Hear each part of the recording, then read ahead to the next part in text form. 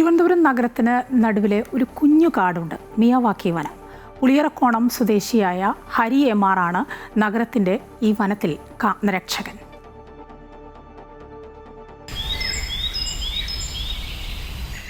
നൂറ്റാണ്ടുകൾ കൊണ്ട് രൂപപ്പെടുന്ന സ്വാഭാവിക വനങ്ങളെ അതേ രീതിയിൽ 25 വർഷം കൊണ്ട് സൃഷ്ടിച്ചെടുക്കുന്ന ജാപ്പനീസ് മാതൃകയാണ് മിയാവാക്കി.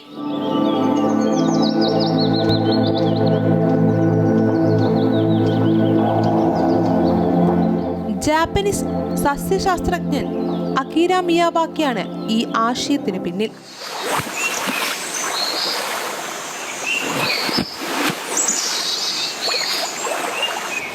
ലോകമെങ്ങും ചെറുകാടുകൾ കുറഞ്ഞ കാലയളവിൽ മിയാവാക്കി സൃഷ്ടിച്ചെടുത്തിട്ടുണ്ട്. അകിര മിയാവാക്കിയുടെ ആ സ്പർശം ഇങ്ങ് നമ്മുടെ കൊച്ചു കേരളത്തിലുമുണ്ട്.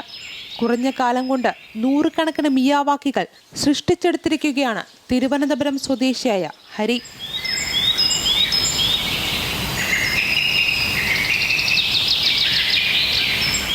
നഗരത്തിന് നടുവിലൊരു കാടുണ്ടാക്കി അതിനുള്ളിലാണ് ഹരിയുടെ താമസം. കേരളത്തിന് പുറത്തും അദ്ദേഹവും സംഘവും മിയാവാക്കി സൃഷ്ടിച്ചെടുത്തിട്ടുണ്ട്. ചെറിയ ചെലവിൽ കുറച്ച് സ്ഥലത്ത് മിയാവാക്കി ഒരുക്കാമെന്നും ഹരി പറയുന്നു.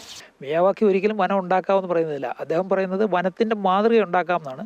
പക്ഷേ അത് 20-30 വർഷം കൊണ്ട് നമുക്കത് ഉണ്ടാക്കിയെടുക്കാൻ പറ്റും. അപ്പം നമ്മുടെ ജീവിതകാലത്ത് ഒരു 3-4 വർഷം കഴിയുമ്പോൾ തന്നെ വനത്തിൻ്റെ ഒരു സ്വഭാവം വരും. ഈ സാമ്പത്തിക ഒരു ബുദ്ധിമുട്ടായിട്ട് പറയുന്നത് നമ്മുടെ ഒരു മാനസിക പ്രശ്നമാണ്. കാരണം വെച്ചാൽ നമുക്കൊരു സാധനം വേണമെന്ന് തോന്നിക്കഴിഞ്ഞാൽ നമുക്കതിലൊരു സാമ്പത്തിക പ്രശ്നം ഇല്ല. ഇപ്പോൾ നമ്മൾ മുറ്റത്ത് ടൈലിടാനായിട്ട് സ്ക്വയർ ഫീറ്റിന് 80 രൂപയും 100 രൂപയും 200 വരെയൊക്കെ ചിലവാക്കുന്നുണ്ട്. മിയാവാക്കി മാതൃക ചെയ്യാൻ പരമാവധി വരുന്ന ഒരു സ്ക്വയർ ഫീറ്റിന് 300 രൂപയാണ്.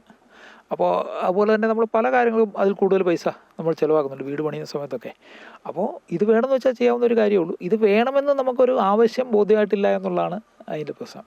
മിയാവാക്കിയെ കൂടുതൽ അറിയാൻ ഹരി ജപ്പാനിലെത്തി അകിര മിയാവാക്കിയെയും സന്ദർശിച്ചു. സ്ഥലപരിമിതി വലിയൊരു പ്രശ്നമല്ല എന്നതാണ് മിയാവാക്കിയുടെ പ്രധാന സവിശേഷത.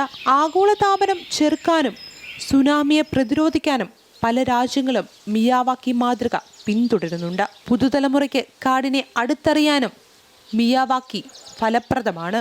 വെറും 10,000 രൂപയുണ്ടെങ്കിലും ഒരു കൊച്ചു കൂടൊരുക്കാം.